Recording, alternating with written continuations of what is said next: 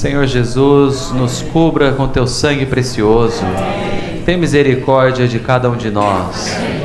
Fala conosco, Senhor. Nos dê mais da tua palavra. Nutra-nos, Senhor. Senhor Jesus. Ó Senhor Jesus. Amém. Aleluia. Amém, irmãos. Essa semana a gente entra nessa mensagem Vida e Edificação nas Epístolas de Pedro. Muito rica essa semana.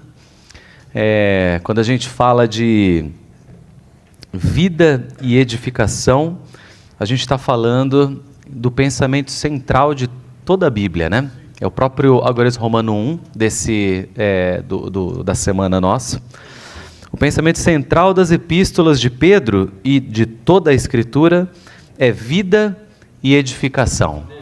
Como aqui a gente está focado em Pedro, né, nas epístolas de Pedro, o irmão já traz aqui alguns versículos de Pedro, onde a gente consegue ver, né, que de fato o pensamento central é vida e edificação. 1 Pedro 1,23 diz: Pois fostes regenerados, não de semente corruptível, mas de incorruptível, mediante a palavra de Deus, a qual é viva e permanente. Então aqui nós já vemos que a palavra de Deus é vida, né? Ela é viva e permanente. Nós também devemos desejar ardentemente, como crianças recém-nascidas, o leite sem dolo da palavra, para que por ele cresçais para a salvação. Aqui vemos edificação, né? Edificação é igual a crescimento, né? E aí em 2 Pedro 1, 3, 4, visto que o seu divino poder nos tem concedido tudo que diz respeito à vida e à piedade, por meio do pleno conhecimento daquele que nos chamou pela sua própria glória e virtude, pelas quais ele nos tem concedido preciosas e grandíssimas promessas, para que por elas vos tornasseis participantes da natureza divina, tendo escapado da corrupção que há no mundo pela concupiscência. Então, para começar essa mensagem, irmãos, que fala sobre vida e edificação, obrigado, Zilda. É importante a gente ficar bem claro do que é vida e o que é edificação, né? A letra A, debaixo do Algorismo Romano 1, já explica o que é vida e o que é edificação. Vida é o Deus triuno corporificado em Cristo e tornado real como o Espírito, dispensando-se a nós para o nosso desfrute. Que rico, né, irmãos? Então, eu posso dizer que o pensamento central das epístolas de Pedro e de toda a Escritura é que o Deus triuno corporificado em Cristo e tornado real como Espírito se dispensa a nós para o nosso desfrute. É importante a gente ler a Bíblia com essa ótica, com essa visão, né? Sempre que abrimos a palavra, nós temos que ter em mente que o Senhor está querendo se dispensar para dentro de nós. Mas ele precisou passar por um processo para que pudesse se dispensar para dentro de nós. Então, o Deus triuno, corporificado em Cristo e tornado real como Espírito, pode se dispensar para dentro do nosso espírito, né? Bom, ok. Por que ele quer se dispensar a nós como vida, né? Tem que ter alguma meta, tem que ter algum propósito para isso, né? Que é o quê? A edificação. Então nós vemos o significado da edificação. Edificação é a igreja, o corpo de Cristo, a casa espiritual de Deus, como aumento e expansão de Deus para a expressão coletiva de Deus, né? Ou seja, vida e edificação. A vida o Senhor dá para cada um de nós quando somos regenerados. A edificação é quando nós somos edificados como um corpo, junto com os irmãos, né? Então, o propósito de Deus, a gente precisa ficar sempre muito claro, irmãos, que ao se dispensar para nós, ao crescer individualmente em cada um de nós, é para que nós possamos ser edificados uns com os outros, né? Não há maneira da gente expressar Deus, expressar Cristo individualmente. A gente precisa estar junto com os irmãos. A gente vai ver muito ainda aqui nessa semana, que não adianta a gente pensar que já é bom, já é gentil, já tem tudo, já tem uma humanidade elevada, mas você precisa ainda ser edificado junto com outros, né? E o que me tocou muito é que, eu tenho a vida de Deus porque eu nasci de Deus, eu recebi o Senhor Jesus como meu Senhor, meu Salvador, e eu estou sendo edificado junto com os irmãos. Mas como isso pode acontecer, irmãos? Por mim mesmo? Não, nunca. Eu nunca posso nada. A gente todo mundo acho que já percebeu que sem o Senhor a gente não pode nada, irmãos. Isso nos leva à letra B. Cristo, como a semente da vida, é o poder de vida em nós, que nos concedeu tudo que diz respeito à vida e à piedade para a edificação da igreja, como rico excedente de vida e a expressão de vida por meio do crescimento e desenvolvimento de vida. Então, recebemos o Senhor como nossa vida e estamos aptos agora, prontos para edificar a igreja, mas a gente não consegue edificar por nós mesmos, irmãos. Nós precisamos tomar o Senhor como, além da nossa vida, como poder de vida. É Ele que nos dá tudo o que precisamos para que a gente possa ser edificados, né? E até mesmo que a vida dele cresça em nós. No dia 1 tinha alguns trechos que eu marquei. Diz assim: o poder divino, em 2 Pedro 1,3, é o poder da vida divina. E esse poder nos concedeu todas as coisas que se relacionam à vida e à piedade. Essas coisas são inesgotáveis. Elas incluem a lei da vida, humildade, sabedoria, regozijo, amor, alegria, esperança, submissão, bondade, mansidão, generosidade, longanimidade e paz. Tudo que se relaciona com a vida foi dado a nós. No poder da vida divina, como a semente em nós, estão todas as coisas necessárias para o crescimento da vida divina. Então, irmãos, deixa eu só tirar essa blusa aqui, vem aqui e começa a esquentar, né? É o nervoso. Bom, irmãos, então isso me fez pensar, né? Quando falamos sobre todas essas características, essas virtudes, né? Humildade, sabedoria, regozijo, amor, alegria, entre outras, eu paro para pensar, quando eu preciso ser humilde, ou melhor, quando eu preciso ser humilde, quando eu preciso ser sábio, quando eu preciso amar, quando eu preciso me submeter a alguém, né, principalmente ao Senhor, por mim mesmo, eu já vi que não é possível.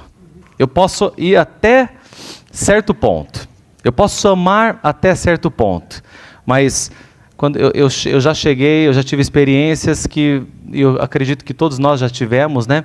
Tanto de submissão ao Senhor, como amar um irmão, amar qualquer pessoa, generosidade, mansidão. Quem consegue ser manso o tempo todo, irmãos? Né? Longanimidade. Quem tem paz 100% do tempo? A gente só tem paz, percebem? A gente só tem paz quando a gente se volta para o nosso espírito, né? Obrigado, hoje não. Estou meio alérgico hoje. Enfim, precisamos do Senhor como esse poder de vida, como essa semente que foi plantada em nós, esse poder que faz com que a vida divina cresça em nós. E então podemos ser edificados, né? Outra categoria de grandes coisas dadas por Deus a nós são as preciosas e grandíssimas promessas. As promessas em 2 Pedro 1,4 estão relacionadas principalmente com a vida espiritual. mas são poderosas, elas fazem coisas até no mundo físico acontecerem. Mas isso também me faz pensar como é importante, irmãos, a leitura da palavra. A gente vai chegar depois, né, no poder da palavra, né, que é a palavra sem dolo, né, que nós precisamos tomar. Mas isso por que nós precisamos ler e conhecer a palavra? Ao conhecer a palavra de Deus, nós conhecemos as promessas preciosas e grandíssimas que Ele tem para nós, né? Bom, ok, aqui nós vimos então o pensamento central das epístolas de Pedro e de toda a Bíblia, né? Que é vida e edificação, e a maneira de edificar e de fazer com que a vida cresça é com Cristo como o poder de vida, essa semente que foi plantada em nós. Amém. Senhor Jesus. O Agora Romano 2 diz: a meta de Deus é ter uma casa espiritual edificada com pedras vivas. 1 Pedro 2,5: também vós mesmos, como pedras vivas, estáis sendo edificados casa espiritual para sacerdócio santo, a fim de oferecer sacrifícios espirituais aceitáveis a Deus por meio de Jesus Cristo. Muito rico aqui, o irmão, ele nos lembra que Pedro, ao escrever as suas epístolas e ao falar que nós somos pedras vivas, o irmão ele resgata alguns versículos lá de João, na própria conversão de Pedro, e depois em Mateus, onde o Senhor se revela também como a rocha. Mas é incrível que quando Pedro, eu estava lendo aquela passagem em que o Senhor fala muda o nome de Pedro, né? Ele era Simão, e ele passa a se chamar Cefas, que significa Pedro, que é uma pedra.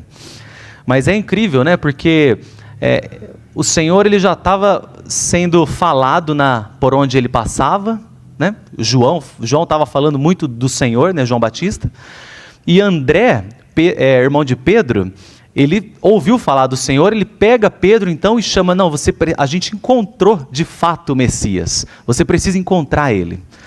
E quando Pedro chega, quando André leva Pedro na frente do Senhor Jesus, é engraçado que o Senhor, ele olha para Pedro e ele simplesmente diz assim: tu és Simão, o filho de João, tu serás chamado Cefas, que se traduz por Pedro. É engraçado você pensar isso, né? Você chega para o Senhor e o Senhor olha para você e fala, né? Um exemplo, Josué, agora você vai se chamar Pedro, que significa pedra. Isso tem um significado muito rico, irmãos, porque quando nós encontramos o Senhor, no dia que encontramos o Senhor, no dia que nos convertemos ao Senhor, o Senhor nos transformou numa pedra. Nós éramos barro, Pedro era barro, mas quando ele se converte, quando ele conhece o Senhor, vê o Senhor e crê no Senhor, o Senhor transforma ele numa pedra. É baseado nisso que a gente tem, então, toda essa mensagem aqui, que é baseado nos escritos de Pedro. Ele teve essa revelação de que nós, de fato, somos pedras vivas.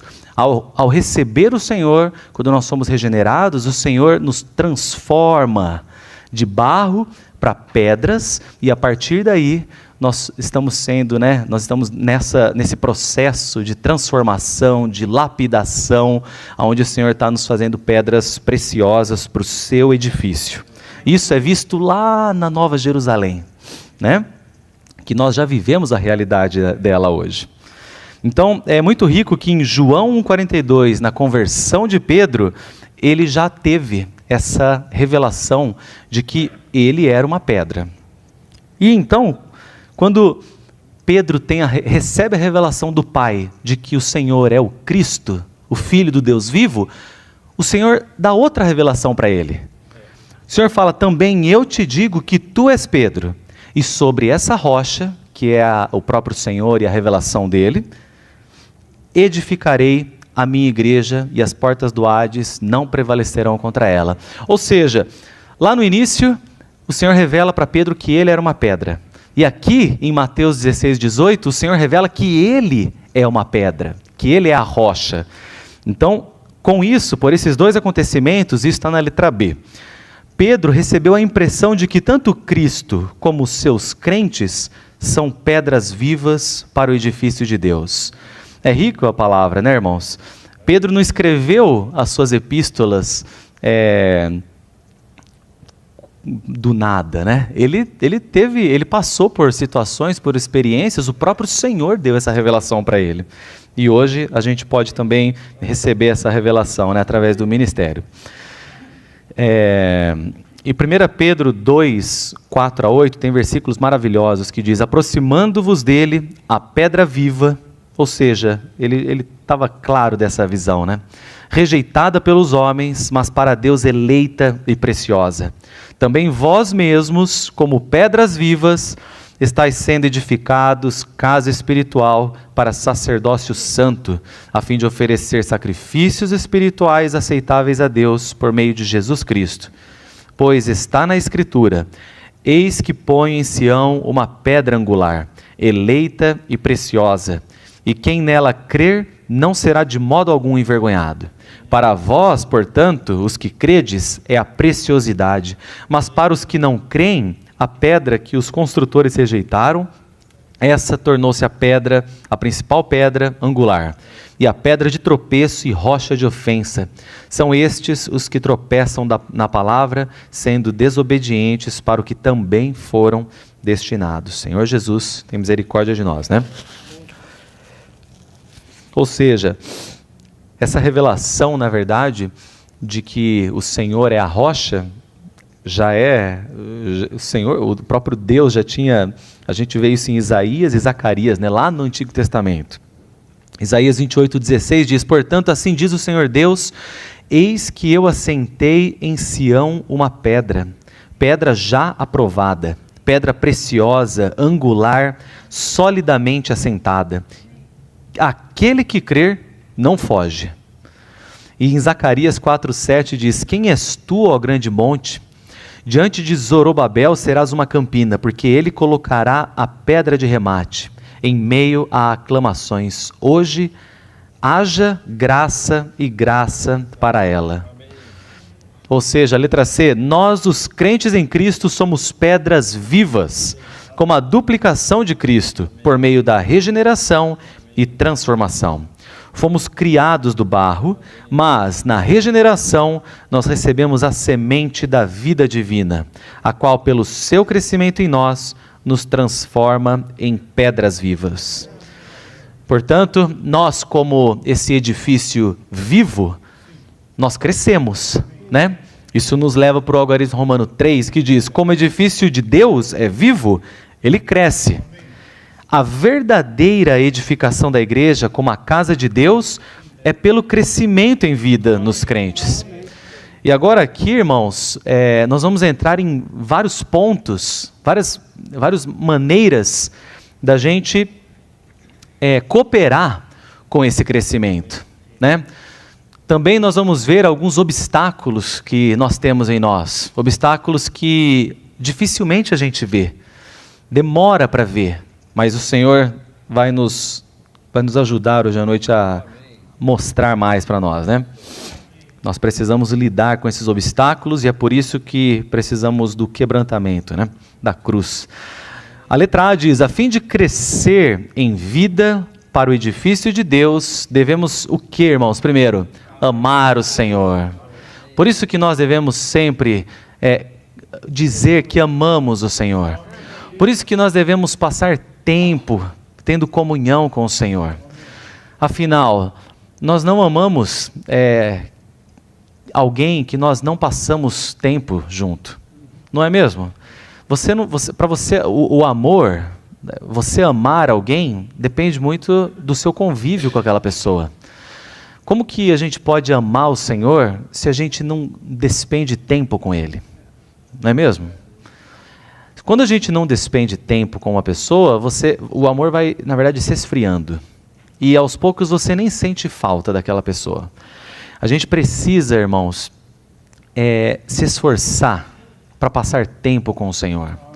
Quando nós realmente despendemos tempos com o Senhor pela manhã, quando nós vivemos uma vida dependendo do Senhor, invocando o seu nome, nós passamos a amá-lo cada vez mais, cada vez mais. Então nós precisamos, em primeiro lugar, amar o Senhor, a fim de crescer em vida. Então, que amemos mais e mais o Senhor, né? Temos também que dar atenção ao nosso espírito, não é mesmo? O que seria dar atenção ao nosso espírito? Nosso espírito ele é composto por comunhão, consciência e intuição, correto? Então, dar atenção ao nosso espírito é dar atenção a essas partes. Nós precisamos, mais uma vez, viver uma vida de comunhão com o Senhor, né?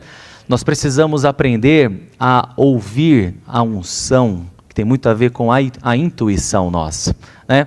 Às vezes o Senhor, como Espírito, Ele sussurra a nós, Ele fala para a gente, não faça isso, não vá para esse lugar, não coloque essa roupa, não corte o cabelo assim, não, enfim, Ele está sempre falando conosco, através da intuição, mas muitas vezes nós não ouvimos a intuição, ou seja, não damos atenção ao nosso espírito, né? E a consciência, nós temos que cuidar da nossa consciência. Quando foi a última vez que nós, de fato, nos arrependemos das coisas que fazemos, né? Quando nós precisamos de fato, irmãos, dar atenção à consciência, né? Sempre cuidar da nossa consciência. A consciência é um órgão do nosso espírito muito sensível, irmãos.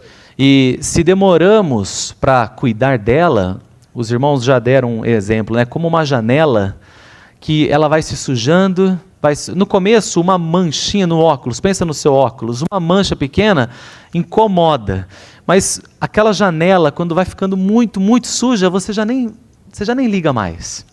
Então a gente precisa cuidar da nossa consciência, né? Sempre, todo dia, Senhor, eu me arrependo por tudo que eu fiz que não tenha te agradado, né? Todos os dias indo diante do Senhor, pedindo perdão e tendo comunhão com Ele. Isso é dar atenção ao nosso espírito.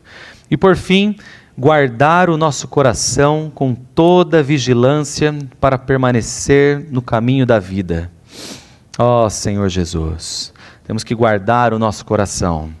Guarda, Senhor, o meu coração, que não se afaste de Ti jamais. O que é guardar o nosso coração? É ter um coração singelo, é um coração que ama só o Senhor, é um coração que não se afasta do Senhor, né? Quando o nosso coração se volta ao Senhor, o véu é retirado, não é?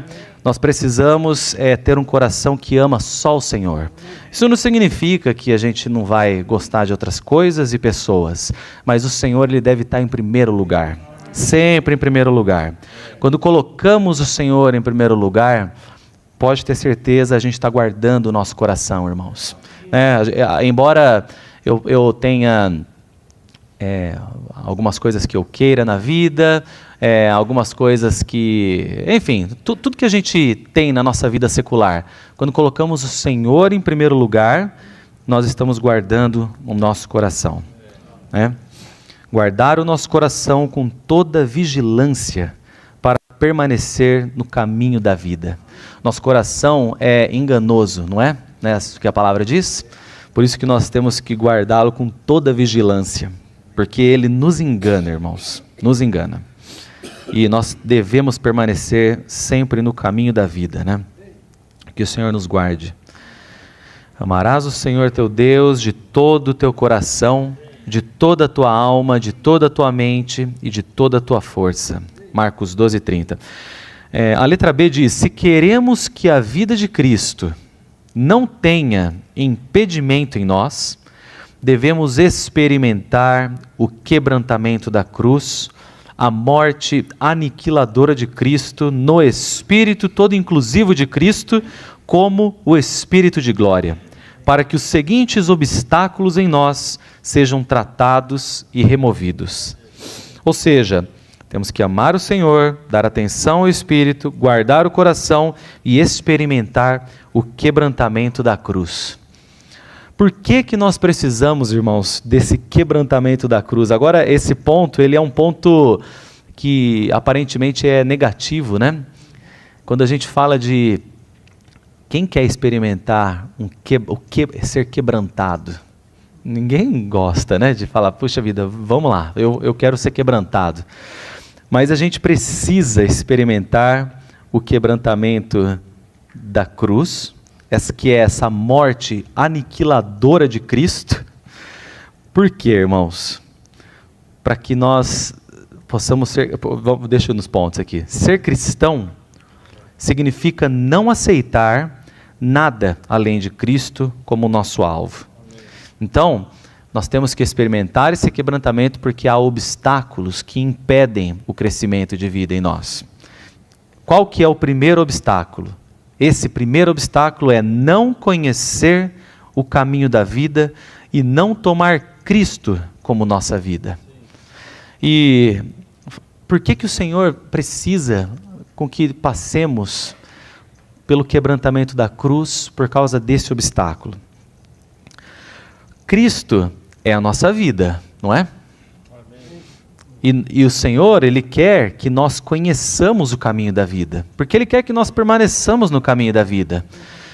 Mas a gente está sempre saindo do caminho da vida, e a gente, mais ainda, faz muitas coisas no nosso viver diário, sem tomar Cristo como nossa vida, né?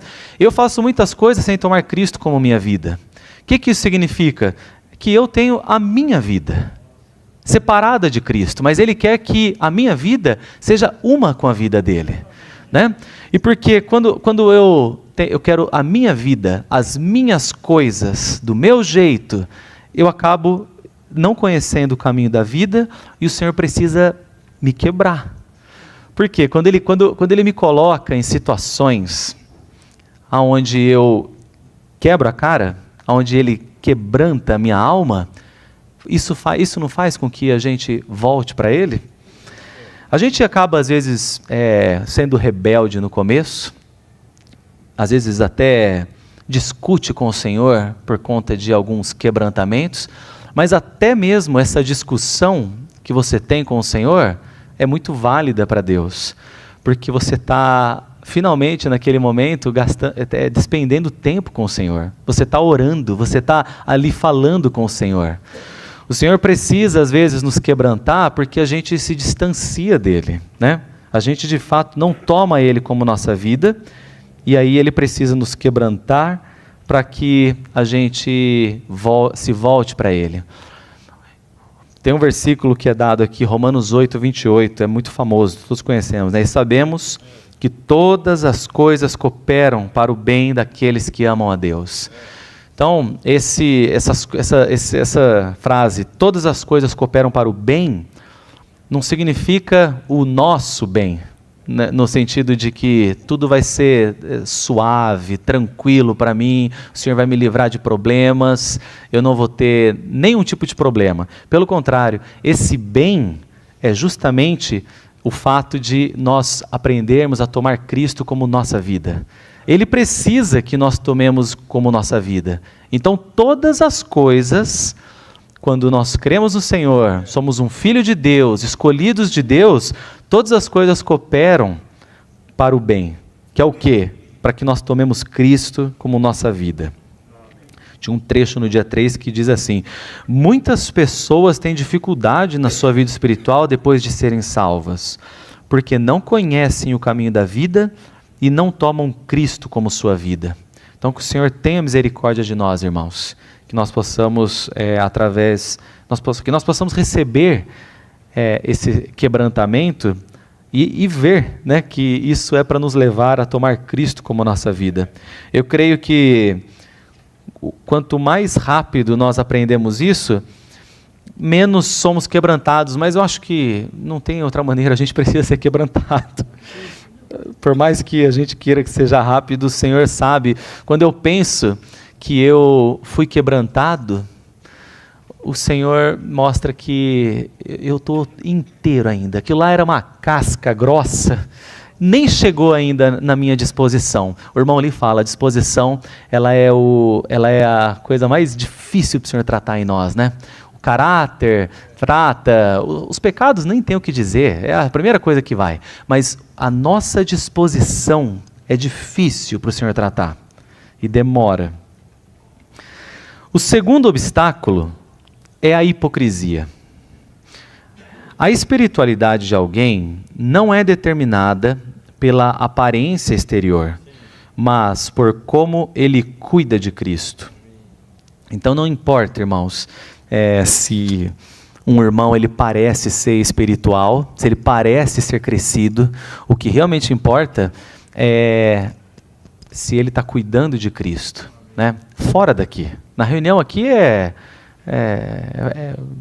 fácil você ser enganado até, porque todo mundo está aqui, né? Graças ao Senhor que nós estamos aqui, mas o que conta, e só Deus pode dizer isso, ninguém mais, é como cada um de nós estamos cuidando de Cristo no nosso dia a dia.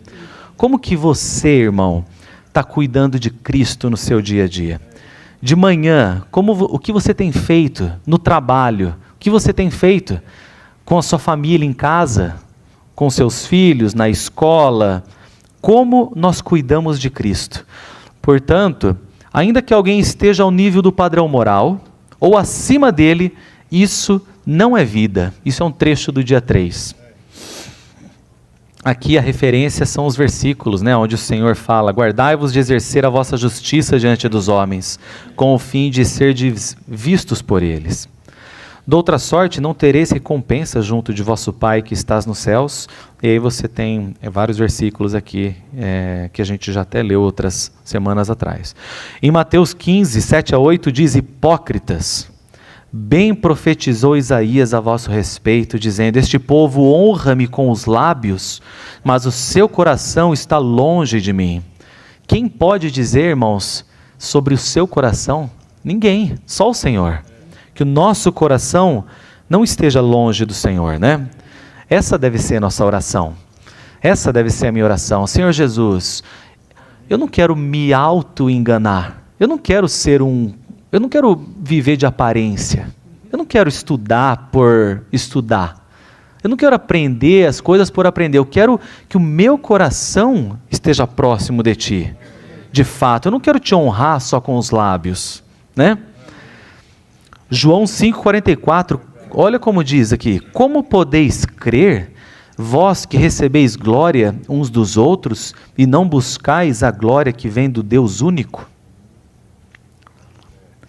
João 12, 42, 43, contudo, mesmo dentre os chefes, olha, irmãos, muitos creram nele, mas por causa dos fariseus não o confessavam, para não serem expulsos da sinagoga, pois amaram mais a glória dos homens do que a glória de Deus. Puxa vida, Senhor Jesus, isso me fez lembrar da pregação do Evangelho. Como que eu vou me expor, né? Como que eu me preocupo mais com a glória dos homens, com a glória de Deus? E no nosso trabalho, na nossa escola, eu me preocupo mais com a glória dos homens ou com a glória de Deus? Senhor Jesus, que nós possamos se importar só com a glória de Deus, né? E não se importar com mais nada. O terceiro obstáculo é a rebelião.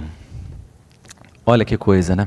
Podemos ser muito ativos e zelosos ao fazer as coisas, mas ainda assim emprisionar e desobedecer ao Cristo vivo em nós, ignorando. Senhor Jesus. Ou seja, irmãos, Cristo, um trecho do dia 3, que é exatamente desse ponto. Cristo opera e se move em nós, a fim de nos iluminar quanto à sua vontade, e quanto ao que nos exige, e quanto ao seu guiar e lidar conosco. Contudo, se não obedecermos, mas formos contra o sentimento interior, não aceitando o seu guiar, nem pagando o preço, essa resistência e oposição são rebelião. Ou seja, se você pode já ter tido algum sentimento interior do Espírito para fazer algo, mas porque você não quis, por causa de qualquer coisa, né? Seja lá com o que for, você está sendo rebelde diante do Senhor. Né? Às vezes o Senhor te coloca numa situação, o Senhor me coloca em uma situação e eu tento de todas as formas sair daquela situação, né? Eu estou sendo rebelde, eu não estou aceitando a vontade de Deus, né? Eu paro para pensar. Aqui eu me lembrei também da passagem onde o Senhor ele pede para Deus, Pai, se for da sua vontade, se o Senhor permitir que passe de mim esse cálice, mas ele tomou a vontade de Deus, né? O quarto obstáculo são as nossas capacidades naturais. Se essas capacidades naturais permanecerem intactas em nós, elas se tornarão um problema para a vida de Cristo. É muito curioso esse ponto, né, irmãos? Porque, como cristãos, nós devemos ser, e acaba sendo assim, porque quanto mais o Senhor cresce em você, esse espírito composto e consumado que se mescla com o nosso é um espírito excelente, ele é elevadíssimo. E eu já pude assim experimentar que quanto mais você busca o Senhor, melhor você fica em todas as coisas, porque é o próprio Senhor que está vivendo em você. Então você passa a ser um bom aluno, você passa a ser um bom profissional, você é um bom pai, um bom marido, você se torna bom porque não é você que é bom, é porque Cristo está vivendo em você. Ok, aí você vai conquistando capacidades, você vai ficando bom nas coisas, porque o seu caráter vai ficando bom. Se o Senhor vive em você, você se torna uma pessoa boa. Mas aí o Senhor diz aqui que as suas capacidades naturais, elas não servem para Ele. Ele precisa quebrar elas também. Isso também nos lembra a história de Moisés. Moisés, ele cresceu no Egito e ele tinha muita capacidade. Mas o Senhor, para poder usar ele para libertar o povo, não podia usar aquelas capacidades do jeito que ele tinha que quebrantar ele. Então ele leva ele para o deserto, ele leva ele para cuidar de ovelhas, onde ele tinha tanta capacidade e não precisava de nada daquilo. Ele não precisava de nada daquilo, ele estava só cuidando de ovelhas. E então, depois de 40 anos, depois de ser muito quebrantado, o Senhor vai lá e usa ele. Então aqui nesse ponto, o quarto obstáculo são as nossas capacidades naturais. Se essas capacidades naturais permanecem intactas em nós, elas se tornarão um problema para a vida de Cristo. Todavia, há uma solução para todos os obstáculos em nós. Temos de passar pela cruz e permitir que a cruz nos quebre. Amém. É um trecho do dia 3 também. Letra C. A fim de crescer em vida para a edificação de Deus. É a edificação de Deus mesmo, né, irmãos? Sim. Tá. Devemos despojar-nos de toda malícia e dolo, de hipocrisias, invejas e toda sorte de maledicências. Isso está em 1 Pedro 2,1. Malícia, o irmão fala no dia, né? É a raiz. E tudo que vem depois disso é resultado disso, né? E a única maneira da gente se livrar disso é através do leite sem dolo da palavra de Deus, né? Que é a próxima letra aqui. A fim de crescer em vida para a edificação de Deus, devemos ser nutridos com o leite sem dolo da palavra de Deus. O leite sem dolo é transmitido na palavra de Deus para nutrir o nosso homem interior, mediante o entendimento da nossa mente racional e é assimilado pelas nossas faculdades mentais. Incrível, né, irmãos? A gente precisa da nossa mente, né? A gente não pode pensar que a gente não precisa, né? Quando fala de negar a nossa vida da alma, a gente deve negar o nosso ego, deve negar que ela seja a pessoa que comanda o nosso ser, né? Mas como nossas faculdades, elas devem ser muito exercitadas e até mesmo serem colocadas no nosso espírito, né? Aqui em Romanos 6 diz, pois a mente posta na carne é morte, mas a mente posta no espírito é vida e paz. Quando nós colocamos nossa mente para ler a palavra de Deus, é a maneira mais prática de a gente colocar nossa mente no Espírito, né? Nós estamos lendo a própria palavra de Deus. E é interessante, porque nós primeiro temos o entendimento da nossa mente racional e ela assimila, né, através das nossas faculdades mentais, ela assimila a palavra de Deus. Embora o leite nutritivo da palavra seja para a alma, por meio da mente, ele, por fim, nutre o espírito, tornando-nos não almáticos, mas espirituais, adequados para sermos edificados como casa espiritual de Deus. Então, é através da nossa mente posta no espírito, lendo a palavra como esse leite sem dolo, nós nutrimos o nosso espírito, irmãos. Muito rica eu achei bem didática essa explicação, irmãos. Nós temos que realmente ter o hábito de ler a palavra, né? Quando nós lemos a palavra, nós estamos tomando esse leite sem dolo que nutre o nosso espírito, né? Amém. Para desfrutar o leite da palavra, experimentar Deus como a sua bondade na palavra, devemos receber a sua palavra por meio de toda oração e meditar na sua palavra, né? Então, ok, então, ao ler a palavra de Deus, ao ler a Bíblia, nós colocamos nossa mente no Espírito e nutrimos o nosso Espírito. Ok, mas nós precisamos despender tempo na palavra, irmãos, né? A gente tem que aprender a meditar na palavra. Meditar na palavra não é você... 11 horas da noite... Eu tinha que ler um capítulo hoje para cumprir a minha tabela. Vou ler rapidinho. Nossa, fechei, graças a Deus. Eu acho que, sim, é melhor do que nada, mas a gente não deve ler a palavra desse jeito, né? A gente precisa meditar na palavra. O que é meditar na palavra? É experimentá-la, é desfrutá-la mediante consideração cuidadosa. O que o salmista disse em Salmo 119, 103? Quão doces são as tuas palavras ao meu paladar, mais que o mel à minha boca. Será que eu posso falar isso da palavra de Deus? Eu quero falar isso da palavra de Deus, né? Quão doces são tuas palavras ao meu paladar. Eu acabei pulando, mas tem muitos versículos aqui no ponto anterior de salmos que são muito ricos. O Salmo 119 é um salmo que fala só da palavra, né, de Deus. Salmo 119, 15, meditarei nos teus preceitos e as tuas veredas terei respeito.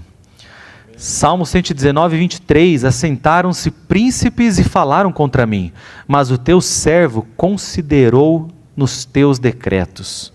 Versículo 48, para os teus mandamentos que amo, levantarei as mãos e meditarei nos teus decretos.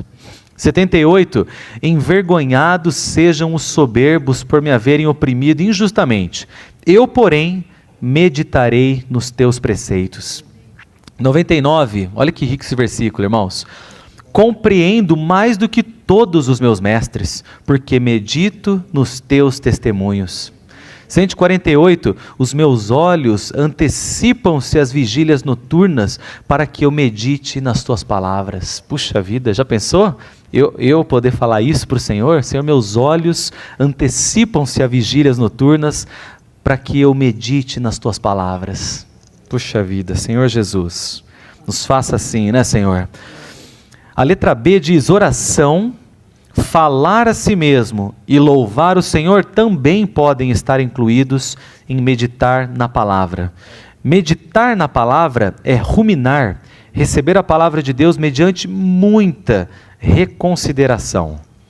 Ou seja, temos que orar a palavra. Por isso que é dito, muito dito, irmãos, para a gente orar, sempre para a gente desfrutar a palavra, é orar, ler um versículo, né? E até mesmo louvar o Senhor. Todos os nossos hinos, todos, sem exceção dos nossos hinos que a gente canta, todos são muito baseados na palavra. Quando nós louvamos, né, com os nossos hinos, nós estamos aqui meditando na palavra de Deus. Olha que rico! Quando nós louvamos o Senhor no início da reunião, estamos meditando na palavra de Deus. Bom, aqui então, nesse algarismo romano, a gente vê que a gente pode desfrutar o Senhor, o irmão passa no dia 4 aqui, a gente pode desfrutar o Senhor como leite pela manhã. Esse leite nos transforma durante o dia e à noite, quando reunimos com os irmãos e somos edificados juntos, desfrutamos o Senhor como a rocha, né? Então a gente pode desfrutar o Senhor como leite e como a rocha, né? Durante o dia o leite realiza uma obra transformadora em nosso interior para produzir uma pedra. O algarismo romano 4 diz: o sacerdócio santo, o corpo coordenado de sacerdotes, é a casa espiritual edificada. Deus quer uma casa espiritual para a sua habitação e um corpo sacerdotal, um sacerdócio coletivo para o seu serviço. E aqui, irmãos, no dia 5, o irmão enfatiza, o irmão, ele lembra, ele traz que, embora Pedro não tenha mencionado nas suas epístolas, né, ele não tenha endereçado as suas epístolas para nenhuma igreja, e nem tenha mencionado a palavra igreja, ele, no versículo 5, ele usa os termos casa espiritual e sacerdócio santo, para indicar a vida da igreja. Ou seja, não é a vida espiritual individualista, e sim a coletiva que pode cumprir o propósito de Deus e satisfazer o seu desejo. Por que a gente entra nesse algarismo romano agora, irmãos? Porque o anterior, a gente viu muitos pontos individuais que faz com que a vida de Deus cresça em nós, né? Então a gente ama o Senhor, cuida do Espírito, a gente guarda o coração, a gente experimenta o quebrantar da cruz, né? Qual era o outro aqui? Quebrantar da cruz. A gente, nós nos despojamos de toda malícia, e dolo, de hipocrisia, invejas e toda sorte de maledicências, e por fim a gente toma desse leite sem dolo na palavra, né? Da palavra de Deus. Ok, tudo isso é algo que cada um de nós deve fazer, todos os dias, né? Cada um de nós, no nosso viver diário. Agora, nesse último ponto, o irmão nos traz para o coletivo agora, né? Então, mais uma vez que eu li no finalzinho aqui, não é a vida espiritual individualista, e sim a coletiva que pode cumprir o propósito de Deus e satisfazer o seu desejo. Isso é mostrado em 1 Pedro 2,5, né? Também vós mesmos, como pedras vivas, estáis sendo edificados casa espiritual, para sacerdócio santo, a fim de oferecer sacrifícios espirituais aceitáveis a Deus por meio de Jesus Cristo. Nós somos raça eleita, sacerdócio real, nação santa, povo adquirido para ser propriedade de Deus. O que é raça eleita? Ela denota nossa descendência de Deus, né? Raça eleita, descendência de Deus. O sacerdócio real, nosso serviço a Deus. Nós somos sacerdotes reais, irmãos. Nação santa, nós somos uma comunidade para Deus. E povo adquirido para ser propriedade de Deus, denota a nossa preciosidade para Deus. Ó Senhor Jesus, sabia que você é precioso para Deus? Nós somos preciosos para Deus. Amém, Senhor Jesus. A próxima letra diz: nosso serviço sacerdotal coletivo é proclamar como o Evangelho as virtudes daquele que nos chamou das trevas para a sua maravilhosa luz, a fim de oferecermos sacrifícios espirituais aceitáveis a Deus por meio de Jesus Cristo. esses sacrifícios espirituais são os 3 pontos que a gente vai ler agora, mas é muito rico essa primeira parte da frase aqui que diz: nosso serviço sacerdotal coletivo é proclamar como evangelho as virtudes daquele que nos chamou das trevas para a sua maravilhosa luz.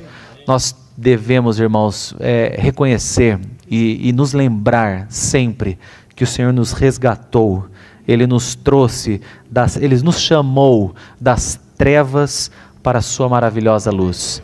Às vezes a gente se esquece disso, irmãos. Às vezes eu me esqueço disso, eu esqueço que eu estava nas trevas. Sem Deus, nós estamos nas trevas. Mas todo dia Ele nos chama, das trevas para a sua maravilhosa luz. E quando nos lembramos disso, a gente simplesmente proclama como evangelho, não é? Não é algo que você precisa bolar uma frase, pensar como você vai proclamar. Você simplesmente vai precisar falar para as pessoas: eu fui chamado das trevas para a maravilhosa luz. Você precisa ser chamado também, né?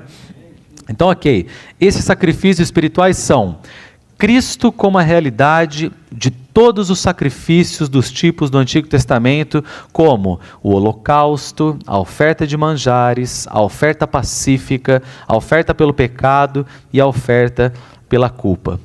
A função dessas ofertas no Antigo Testamento eram, primeiro, como sacrifícios pelo pecado, para fazer expiação pelo povo de Deus, apaziguando a situação entre Deus e o seu povo. 2, como dádivas para agradar a Deus. E 3, como alimento para Deus e para os seus servos, os sacerdotes. Ou seja, esse primeiro aspecto do sacrifício a Deus é nós oferecermos o que nós desfrutamos do Senhor. Quando nós vimos as reuniões, quando nós falamos aos irmãos, quando nós oferecemos o próprio Cristo a Deus, né? Porque nós pecamos, nós precisamos do sangue redentor do Senhor. Quando nós oferecemos isso a Deus, esse é um tipo de sacrifício espiritual que nós oferecemos a Deus. O segundo sacrifício, o segundo aspecto desse sacrifício que nós oferecemos a Deus é os pecadores salvos pela nossa pregação do Evangelho, oferecidos como membros de Cristo. Como que Paulo diz aqui em Romanos? A fim de que eu seja ministro de Cristo Jesus para os gentios, um sacerdote que labora no Evangelho de Deus, de modo que a oferta dos gentios seja aceitável, tendo sido santificada no Espírito Santo. Por isso a importância, irmãos, de sempre pregarmos o Evangelho. Isso é um sacrifício espiritual a Deus e é extremamente importante para o Senhor, né? E por fim, nosso corpo, nossos louvores e as coisas que fazemos para Deus. Romanos 12:1, rogo-vos, pois, irmãos, pelas compaixões de Deus, que apresenteis o vosso corpo por sacrifício vivo, santo, agradável a Deus, que é vosso serviço racional. Hebreus 13, por meio dele, pois, ofereçamos continuamente a Deus sacrifício de louvor, isto é, o fruto de lábios que confessam o seu nome. 16, e não vos esqueçais de fazer o bem e de repartir com os outros, pois Deus se agrada de tais sacrifícios.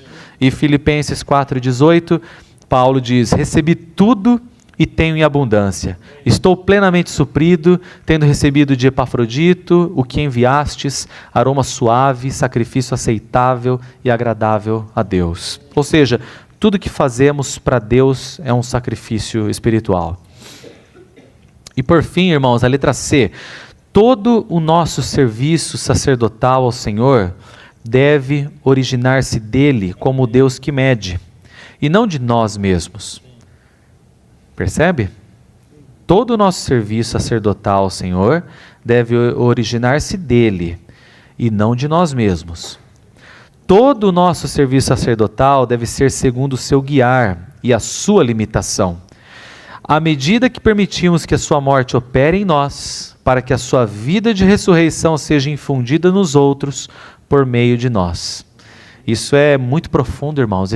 Só esse ponto é extremamente profundo. O irmão termina com esse ponto, que assim, é onde o Senhor realmente nos limita, nos toca, Porque a gente quer servir o Senhor às vezes, né? Quando você passa a amar o Senhor, você vai querer servi-lo, mas o Senhor te limita de todas as formas. Ele vai te guiando e você pensa que você está indo bem. O próprio exemplo de Paulo aqui, né? O irmão traz o exemplo de Paulo. Paulo, ele ia para Roma. Ele sabia que ele ia para Roma para pregar lá, mas ele não sabia que ele ia em cadeias, como o irmão diz aqui. E ele deixou de servir o Senhor? Não deixou. Ele tomou a cruz, né? Não devemos pensar que Paulo era tão espiritual que fosse totalmente diferente de nós. No dia 6, esse trecho. Até mesmo ele tinha de aprender a acatar a restrição do Senhor. Eu falei de Roma. Além disso, disse aos crentes em Roma que esperava ir à Espanha encaminhado por eles. Ele nunca foi à Espanha. E chegou a Roma em cadeias. As cadeias eram a medida do Senhor, sua limitação. O Senhor limitou ele ali. Deus é soberano e tudo o que aconteceu a Paulo estava debaixo da soberania de Deus. Paulo estava disposto a sujeitar-se ao medir de Deus. Ele não transgrediu essa restrição, nem se rebelou contra ela. Que nós possamos também, irmãos, estar sujeitos ao medir de Deus, né? Que quando o Senhor nos medir, a gente não tente escapar, né? A gente não abra mão, não tome outro caminho. Pelo contrário, que a gente reconheça a vontade de Deus e se submeta a essa vontade, né? Não se rebele contra ela. Amém, irmãos? Agora os irmãos fiquem à vontade para compartilhar e completar a mensagem.